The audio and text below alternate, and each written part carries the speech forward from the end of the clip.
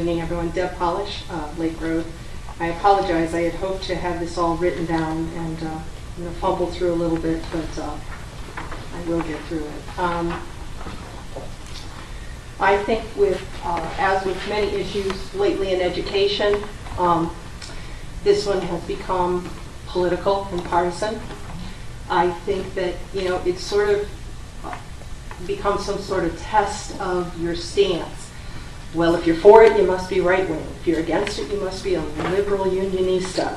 And I like to step away from that. I really think that we need to, the issue is it going to be effective? What form should it take? Which situations would it be beneficial in? Which situations would it be harmful in? But is it going to work? Not the politics of it. And I really did try to research over the last few weeks as much as I could. I looked at 8 of the biggest performance pay programs. I'll try to summarize them very, very quickly. I do have several things I can leave with you. Some of them you've already talked about, so I can skip them. The Achievement Challenge pilot program was done in Little Rock, Arkansas. 5 schools that rewarded bonuses based upon standard assessments. Researchers from the University of Arkansas evaluated the program. This was only elementary schools, and it did find positive effects on the student achievement in math and reading. However, they cautioned, because the participating schools were self-selected into the programs, they were concerned that the results were not going to be able to be applied throughout in a general way. However, there was some positive effects. The Chicago Public Schools 2007 through 8, which was a TAP program, served 40 schools over 40 years, cost $28 million. The Mathematics Policy Research evaluated that program. One of the things it did was significantly improve teacher retention. They reported significant improvement with mentoring and teacher support. The study did not find an effect on student achievement that was large enough to be measured in the sample.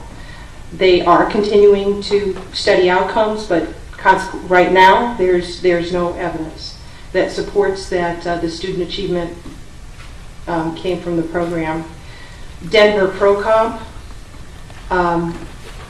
We talked, I've heard people talk a little bit about that. That program is $25 million annually. One of the big things there, that if the student scores exceed district expectations, they get a 6.4% bonus, and on top of that, a 6.4% bonus if they're a top performing schools. It was researched by the University of Colorado School of Education.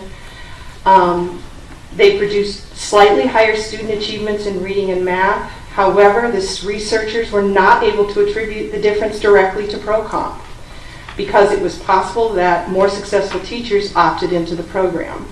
However, ProComp did, in fact, they were able to document and that it did motivate teachers to improve instructional practice. Mission Impossible program, Greensboro, North Carolina, 20 schools from 2006 to 2007, 8 schools 2007 to 2008. Recruitment and retention bonuses ranged from $2,500 to $10,000.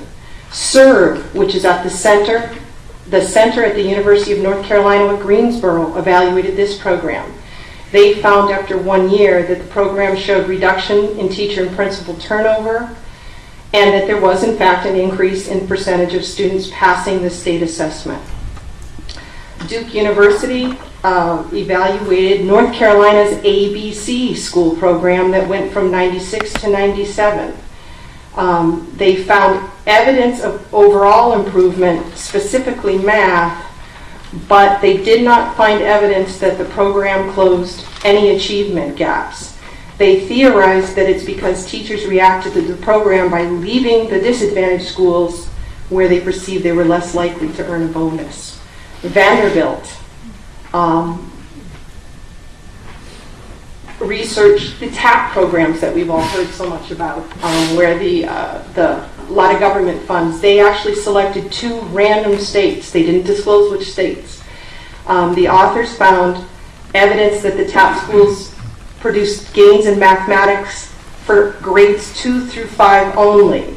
Evidence about the effects of the TAP schools for older students were less clear-cut, especially because the study included only a small number of schools.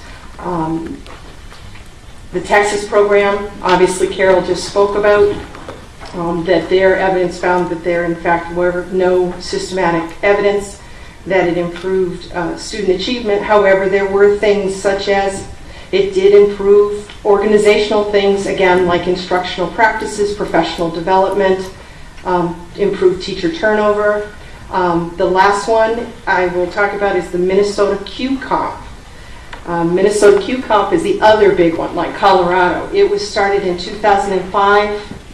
$49 million has been spent in this program in 2009.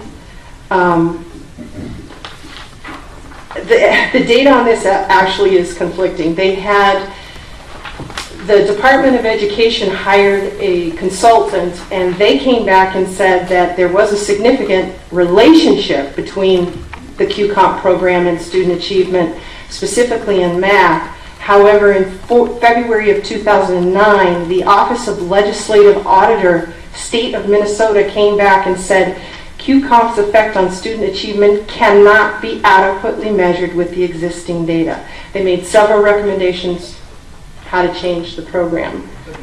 But I just want to mention that you already had almost 7 minutes. I will let you finish Oh, okay. I guess my point with the data is just that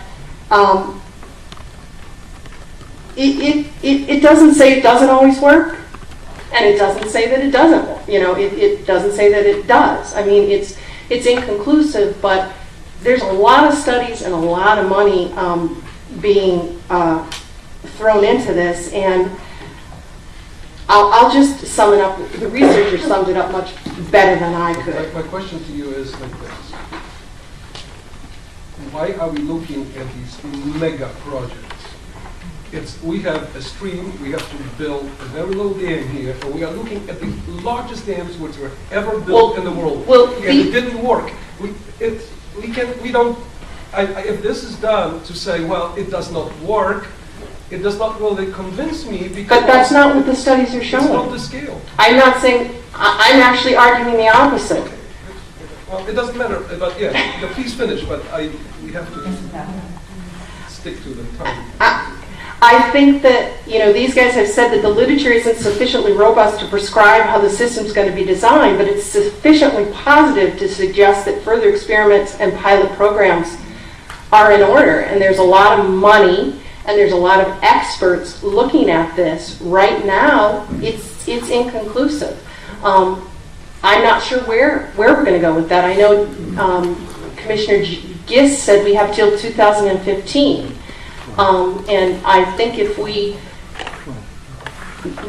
I guess my point of showing this was just it is really inconclusive whether, you know, it is going to achieve increased student performance, but there's a lot of people working on it, a lot of smart people working on it. There's a lot of pilot programs out there. There's a lot of things that we may, in fact, if we decide to do this, tap into.